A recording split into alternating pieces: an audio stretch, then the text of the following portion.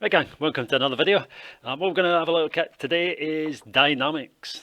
This is going to be a first in a series of videos that tie in with your classroom sessions. Slightly different topic than what we've been looking at so far in relation to objects that are moving as opposed to remaining static. We can see our old mate Forrest on the screen there. Pretty dynamic character, and he's moving at quite a pace there. So first thing to have a little look at, so we can see what sort of direction we're travelling in. We've got a typical exam style question here. Okay, so we've got a car, it's moving, it's got a mass, it's moving at a specific velocity. It comes to a standstill over a specific distance, and then we have to calculate the braking force on that. Alright, so this is the kind of direction we're travelling, looking at objects that are moving and working out unknown variables from there. But before we can sort of start to solve these problems, we're going to have to learn some new terminology. Now, I'm not going to go through every single bit of this terminology in this video because I want to keep this a nice short introduction. We'll pick up some other bits and pieces as we work our way through the topic. But you'll recognise some of these phrases up here. Friction, quite a common one you might have heard at school, energy.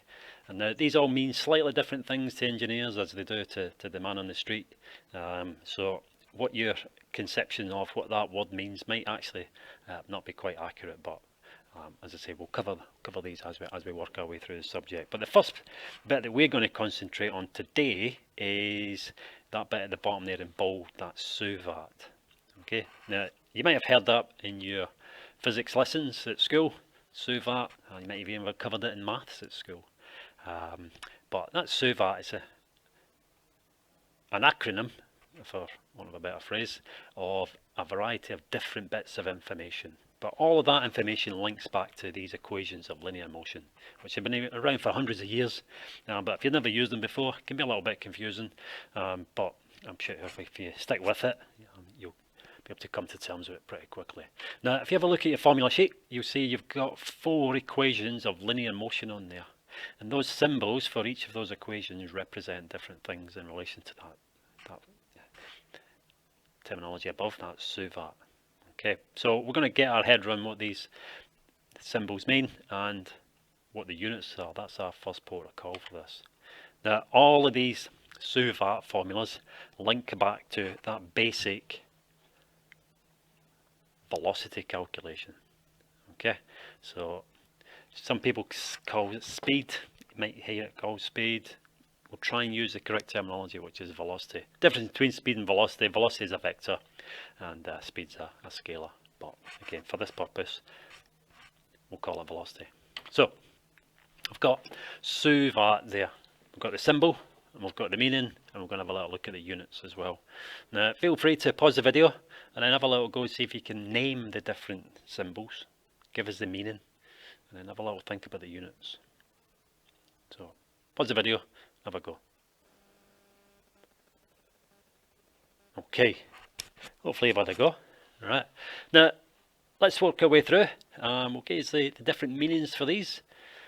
So we've got the letter S, not seconds as you might have thought, but displacement. So if an object's been displaced, it's been moved from one place to another.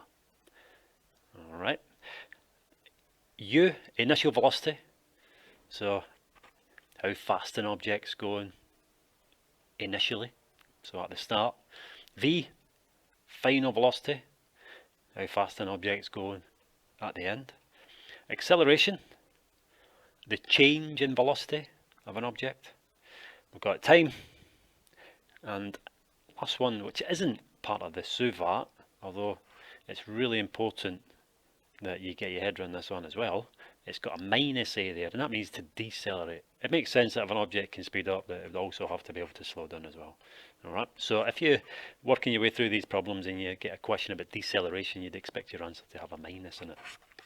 Okay, so units for that one. Units for displacement in meters, initial velocity, meters per second. Now I've given the unit itself and the abbreviated unit. So when you're doing your questions in class, you don't have to write the full unit out, you could use your abbreviated versions. Now in our next set of videos we'll have a little look at where this -1 comes from and where this -2 comes from. But if you run with these just now, then we'll pick that up at a later date. So meters per second for initial and final velocity, because they're both velocities, so it makes sense they've got the same units. Acceleration, meters per second squared, so that's where this 2 comes from, and again we'll pick that up in our next video. And then we've got time, as in seconds, and then deceleration, which is the same as acceleration, but going in the opposite direction, and then it's got a minus on there. Okay, so minus meters per second squared. Alright, so we've got our SUVAT, our meanings, and our unit. And as I keep saying, the hardest bit about these questions that you're going to answer is being able to understand the terminology, identify what the meanings are, and apply the appropriate units. The calculations are the easy bit.